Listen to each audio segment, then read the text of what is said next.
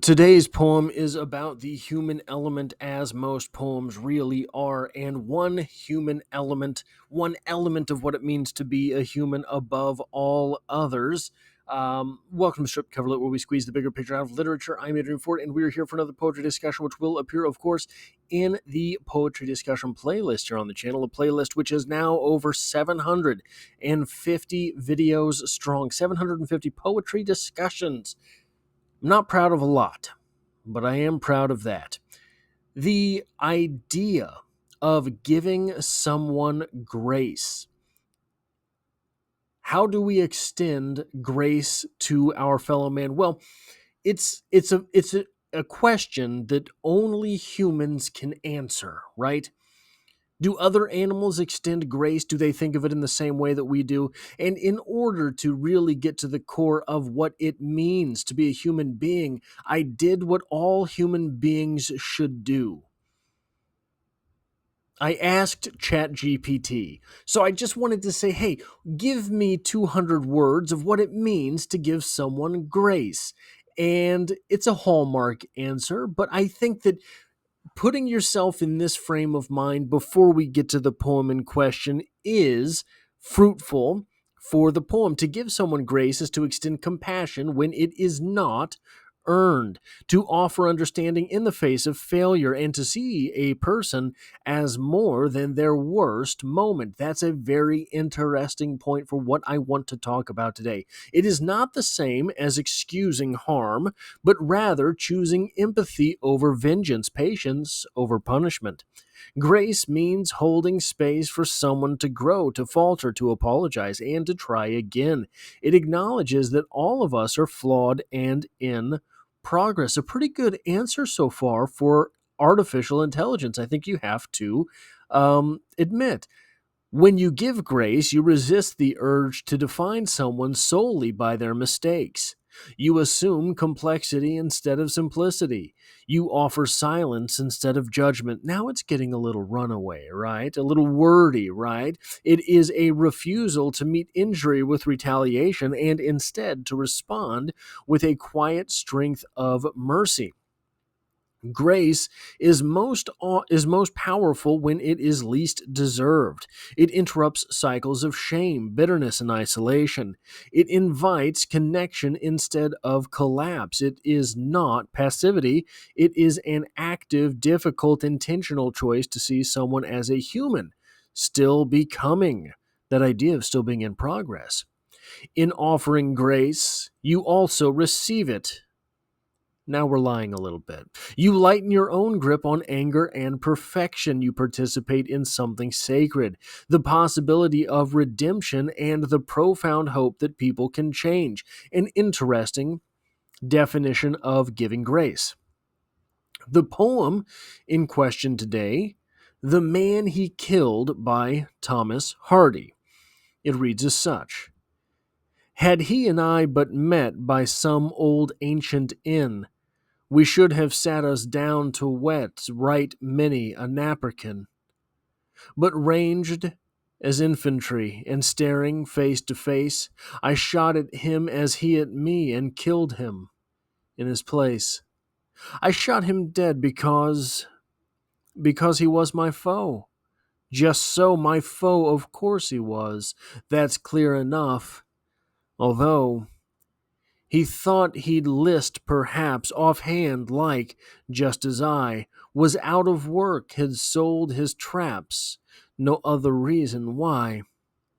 Yes, quaint and curious war is. You shoot a fellow down, you'd treat, if met, where any bar is, or help to half a crown. Now, the idea here is that this speaker has met another man on the field of battle and shot him dead, but only because that other man was a soldier. Had they met in the context of some other place, any other place, it is likely they would not have killed one another, but almost as likely that they would have been friendly towards one another. It is the outside circumstance of these two men that forces them into this situation.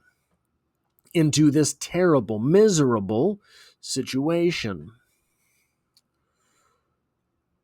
And I raised the specter of humanity and giving grace. This poem, obviously, is not graceful. There's no grace being extended here.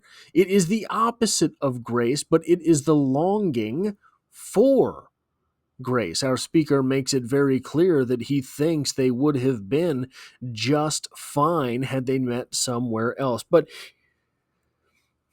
to bring in the entirety of the human element, I mean, most people don't go to war. Most people will never be in this situation, but we will all be in a situation that could call for something like this.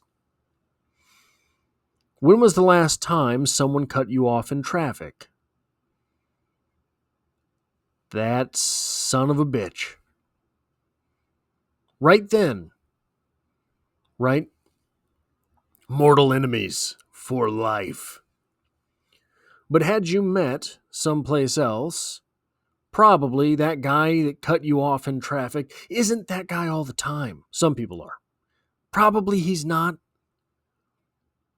What about when you get mad at Starbucks because your pinkety drinkety isn't out fast enoughy? Who's the bad guy there? You curse at the baristas because you've got to be at work.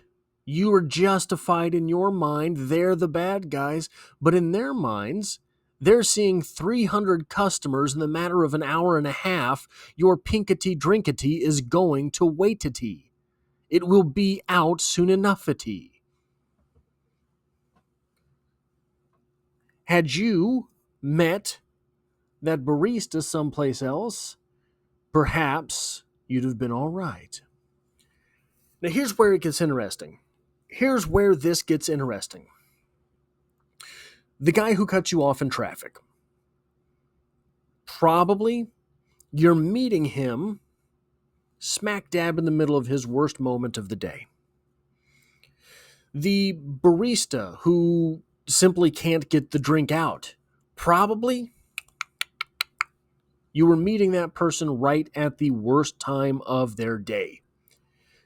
You're the barista, and some Karen comes in hooting and hollering about a pinkety drinkety.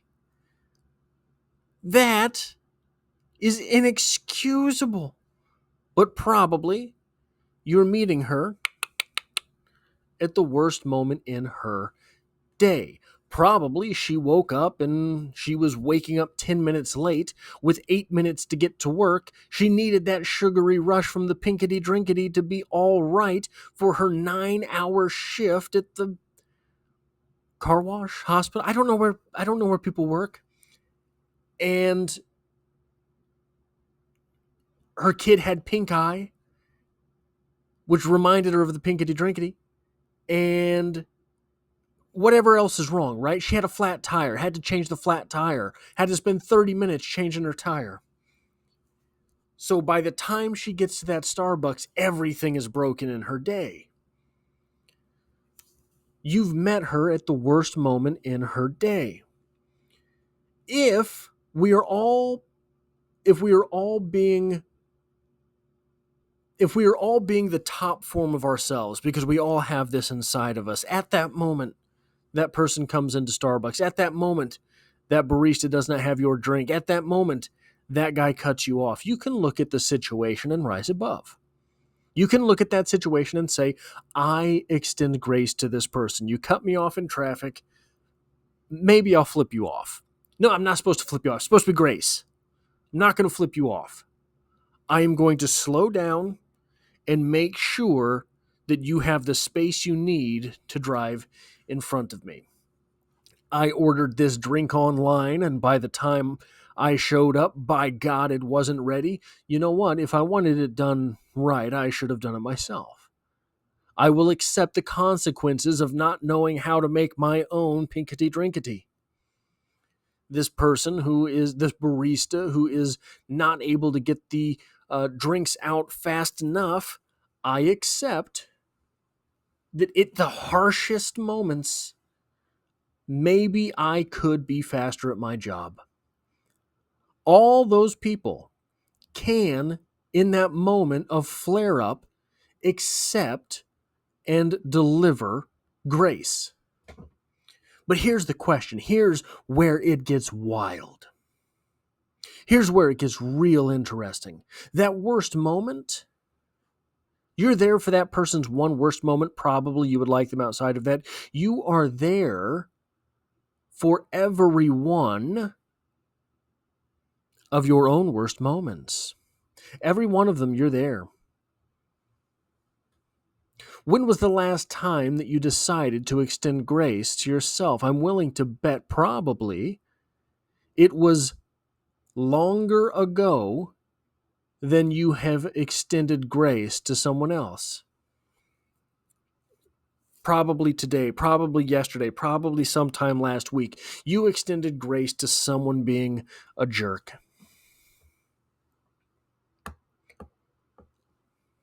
When was the last time you looked at your own actions? When was the last time you looked at yourself and said, you know what? I don't deserve the garbage that I'm giving myself today. That is all I have for this poetry discussion. If you like or appreciate what it is that I do here, hitting the like button really does help me out, as it tells YouTube to share this video with other literature lovers. If you find yourself here by chance but not design, literature is the only thing I talk about on this channel, dropping multiple videos every single week. And as always, I hope to have you back for the next one.